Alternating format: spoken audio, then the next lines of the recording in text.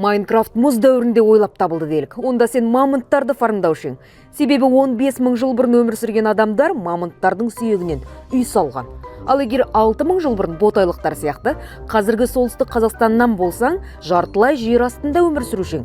Ал үйдің төбесін жабу үшін ағаш пен жылқы терісін крафттайсың. Айтпақшы, жылқыны алғаш қолға үйреткен осы ботайлықтар. Ол кез үшін бұл ғарышты бағындырумен тең болған. Орталық Азияда өмір сүретін көшпенді болсаң, ағаш пен киіз крафттайтының анық. Ары-бері көшуге ыңғайлы киіз үй тігуді көшпенділер біздің заманымызға дейінгі кемі 8 ғасырда меңгерген.